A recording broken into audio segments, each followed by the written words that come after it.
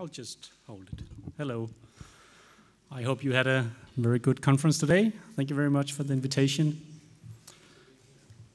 My name is Emil and I work at the city of Copenhagen, and I work in our ITS department. So I have to admit that I'm not a safety expert. I've tried to get some input from other people, but bear with me. Yes, I was invited to talk a bit about traffic lights and bicycles and safety, so I'll try to do that. First, a bit of context quickly, and then examples how we use separate phases for bicycles, and a bit about our ITS solutions. Of course, all cities have strategies, and we also have strategies. We have a Vision Zero strategy for zero accidents, but as you know well, there are other things you also want. You also want, very good capacity for cars. You have environmental goals. So you always work in a tension of different goals. In Copenhagen, bicycles are a serious form of transport. There's a lot of bicycles. Some numbers here: almost 1.5 million kilometers bicycled every day. And if you look at people living in Copenhagen, you see that it's actually almost 50% that uses the bike to work or education. So it is a lot.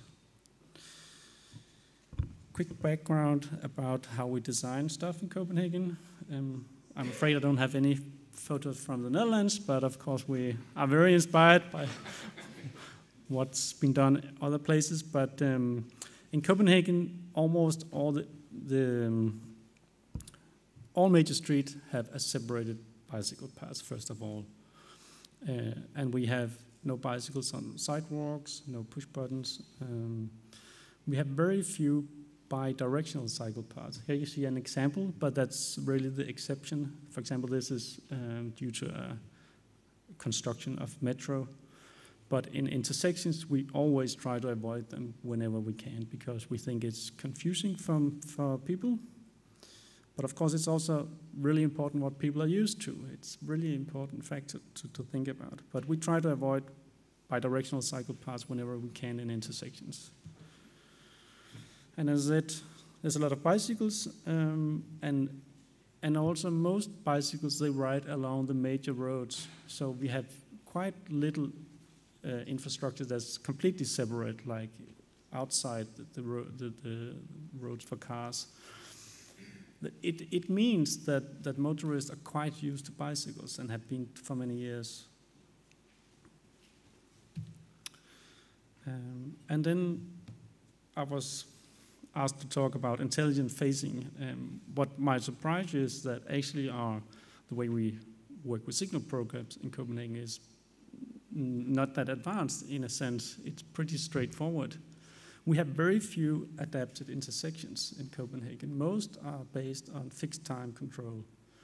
And then we have, in many intersections, local traffic control where you prioritize like a bus or something like that by extending green times, but the cycle time will remain fixed. So the intersections and such are not that intelligent in a way, you can say, when it comes to the traffic signals. We have more focus on a traffic management system where we can work with more overall scenarios and work with corridors, so we can change the signal programs on a number of intersections at the same time. And this corridor focus also means that we have, for example, service goals for a lot of corridors, for reducing the travel times on corridors. That protected intersection model that the previous speaker mentioned is, I think, really interesting. But one of the concerns that I would have is that you have to do a lot of turning as a bicyclist. Cyclists in Copenhagen are used to just like thundering ahead, for good or for bad.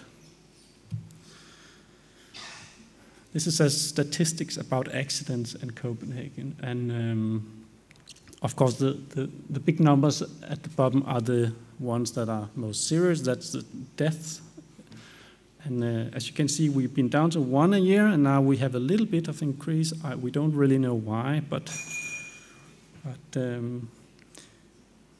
we want to get down to 0, but having 1 or 2 or 4 means that it's sometimes really difficult to do statistics about the impact of different designs, because you might change an intersection and you might not have an accident for 10 years, so you don't really know the impact. So unfortunately, we don't have a lot of data of near accidents. That would be really interesting. So if you know a way to get that, let me know. Good. It's statistics on types of accidents, and I don't know if this is similar to what you see in Berlin or other cities, but right-turning accidents is the majority, or at least those with most, 22%. And so we focus on those, of course. Let me tell you a few examples of how we then design. This is the classic one, which we don't really like, because as the previous speaker said, it's very easy for the car or the truck to miss a cyclist. So here you have the same stop line, and if we have this design, then we try to have a pre-green for the cyclist. So we have a separate signal for the cyclist, and then that will turn green before the signal for the cars. Then you can have this model, which we use a lot, where you retract the stop line for cars, 5 meters, and then you usually don't need to have a separate phase for the cyclist, because they're already in view of the motorist. So often when we have this design, we don't have a separate phase for the cyclist there. And then you can also have this model where you end the bicycle lane before the stop line. That means that the cyclist and the cars, they have to mix, and it's interesting because cyclists don't like this solution. They don't feel very safe, but actually when we look at the statistics, it is really safe. But cyclists don't like it. So that's a bit of a dilemma. And we did a study of 15 intersections comparing these 2 models, and as you can see, what we found is that it's a small study, but for these intersections, mixing traffic actually had no accidents for these 60 years in total of data, whereas that other model had 4 serious injuries. So the way we think about it is that a pre-green signal for cyclists, it's good. It probably helps a lot when the cyclists start from a red light and then start. But when they arrive at a green light, it doesn't really make a difference, of course, because you have a green light, and in that situation, you can have accidents. So if I was to kind of rank these kind of solutions, the best is if you have completely separate phases. Of course, that's costly when it comes to capacity, so often it's not an option. But then the next best is to have that right side model where you have a retracted stop line without a separate phase. Yeah. So a pre-green, a separate phase might be good, but retracting the bicycle lane and mixing traffic is actually even better, probably. It's a small study, but that's what this study shows. Then I wanted to show another model. This is an intersection where you see cyclists arriving here at the bicycle lane, and then when they have to go straight, they have to go to this little island. We call it a prison island model because often they will have to they will sometimes get two stops, so you kind of get stuck out there. So that's why we call it a prison island. So you go here, and then you have left turning signal for cyclists. You go here, and you stop here, and you have another phase there. So it's a kind of a two-stage, and I think it's used other places as well. I mention it because I try to find all the places where we have separate phases for cyclists. So this is an example of that. Unfortunately, I don't have any statistics on the safety of this model, but of course it avoids conflict here. What you can do to improve it is to then have a detection for cars. So if you don't have any cars, then you can simply skip that red arrow for cars, and you'd have a better capacity for bicyclists. You will only have one stop. Here's another example of that. So you arrive here, and you go here and stop here, and then go ahead. This is an example of one of the quite complicated intersections in Copenhagen. It's complicated because you have 3 legs at this angle for cars, and then you have a bidirectional bicycle path here because it's along the legs, and that has to pass as well.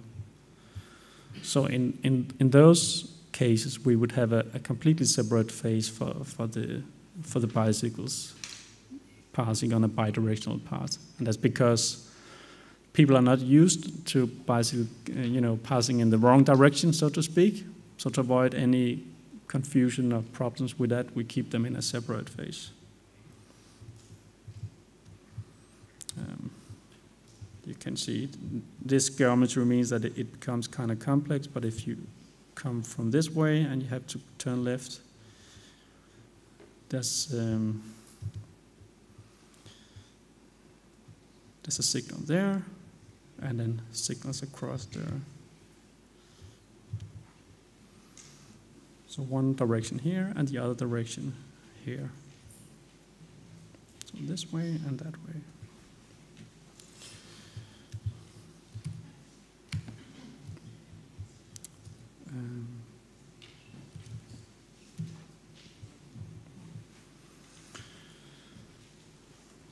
We also have a bit of pre-red for cyclists, which is quite simple. You shut down the cyclists before the cars, and it's mainly done to improve capacity for cars, I have to say. But of course, it's also improving safety. So you give a red light for the cyclist before the cars, and then you clear the cyclist out of the intersection, and the cars in the other direction can pass. And then you might ask, where's the intelligence? It all seems pretty simple, and it is. As I mentioned before, we don't have a lot of adaptive intersections, but we have a traffic management system. It's a Dutch project, I'm happy to say. And the focus is there on more strategic management and corridors.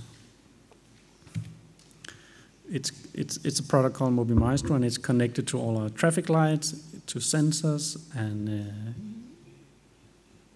you see here, like, yeah, I'll talk about that, different things. And then you can set up automatic scenarios that change signal programs on a number of intersections along a corridor. For example, if the travel time for cyclists is above a certain threshold or something else.